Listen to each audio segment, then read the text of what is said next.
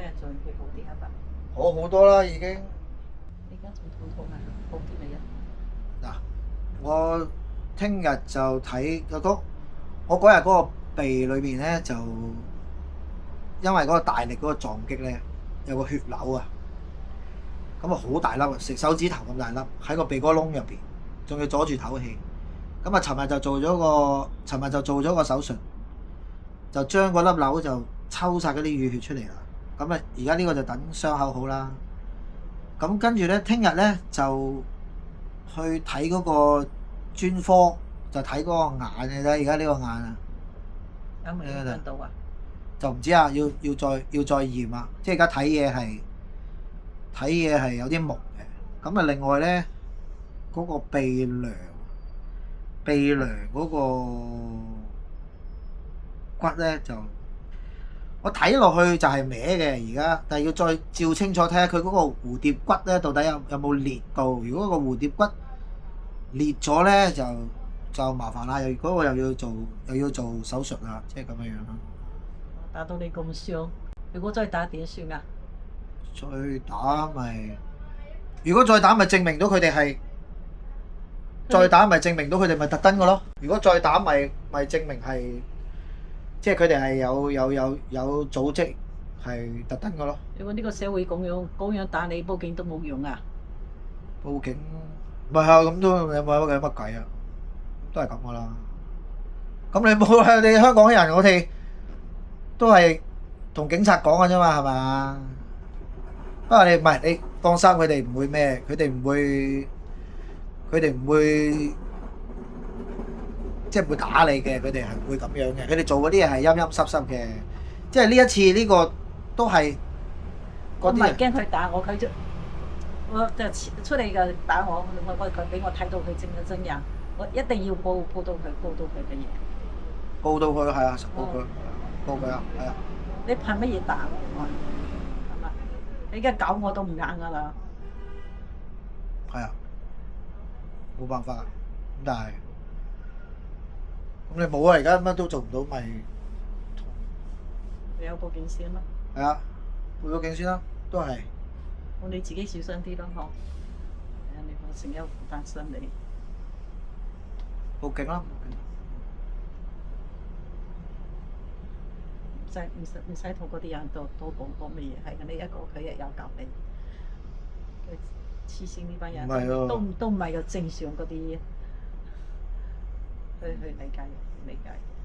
唔係啊，你如果唔開聲去反抗佢哋嘅話，佢哋更加會得寸進尺。反而因為我開聲，俾更加多人知道發生緊咩事，先至會有多啲眼睛同埋多啲手去幫忙去睇住，先至唔會更加過分。雖然而家已經好過分，但係你例如而家佢打完我一鑊，係咪夠膽再打一鑊呢？係咪有冇人真係咁樣咁目無法紀呢？咁呢個即係我認為，喂都要就記法律㗎，係咪啊？都冇理由咁㗎嘛，係嘛？如果佢冇法無天嘅話，咁點搞啊？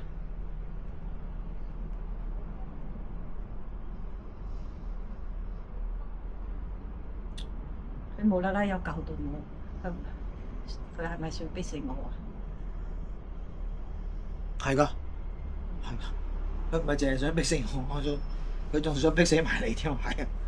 即係我答到你啊呢個問題，係嗰啲人做法就係咁樣咯，就係咁無稽咯，就係咁黐線咯。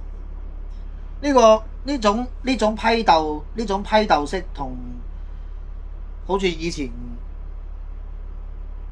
文化大革命咁樣嘅啫，成班人上晒頭，即係成班人批鬥到去一個點，冇人去報警喎，個個話我販毒喎，冇一個去報警喎，冇人報警喎，你明唔明啊？淨係喺網上面講，就係冇人報警。佢攞證據出嚟咯。佢話佢有好多證據喎，我叫佢帶埋啲證據同我一齊去報警喎，你又唔敢？冇出嚟喎，唔敢喎，淨係喺網上面講。咁佢叫我還錢，我爭佢哋咩錢啊？你冇爭佢錢啊？我從來冇同人哋乜嘢啦。借錢係啊，係啦，我都冇爭佢哋錢。叫你還錢係一個騷擾你嘅藉口。你知道你冇爭人錢，佢都知道你冇爭佢錢，你明唔明啊？但係佢就係要用呢個藉口嚟去搞你，喺網上面寫都寫到你有。即係我講過好多次啦，我話你退咗休噶啦，你退咗休噶啦，你湊孫噶啦，多數時間有陣時會落嚟鋪頭，但係好少啦，已經係嘛？講咗好多次噶啦。但係佢哋都係要選擇咁樣去做，我懷疑佢哋係咪冇老母生嘅咧？到底佢哋自己係咪冇老母嘅咧？到底即係我講咗無數次啦，你係退休人士嚟嘅啦，你每日嘅生活就係湊孫噶啦，講過好多次啦，佢哋都係中意咁樣去做。我個仔嘅身體，我有細個就知道噶啦，佢非常非常好嘅，冇咩害人之心嘅。原來咁樣係冇用嘅，知唔知啊？即係人係唔需要有害人之心，係。佢好似佢細個嗰陣時咧，佢自己又交咗去兼職賣下報紙嗰啲錢㗎。佢朋友需要，佢將嗰筆錢就全部俾咗人哋。我問佢：你咁辛苦賺錢，你都係自己唔留翻啲？佢話：我學你啊！咁我就冇嘢講㗎啦，因為我哋兩個只係有幫人哋，冇害過人嘅。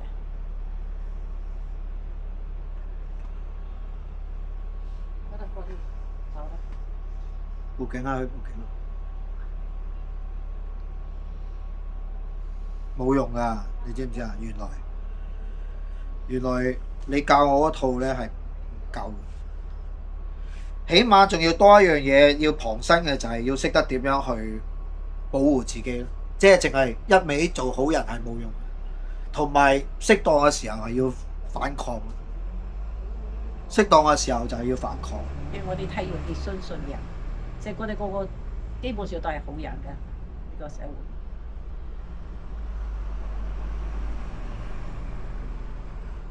我而家唔係咁認為㗎啦，呢個世界有好多唔好嘅人啊。經過你呢件事，我都覺得係啊，真係要保護自己嘅。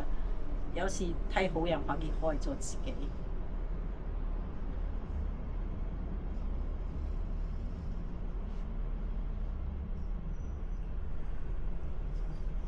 報警啊！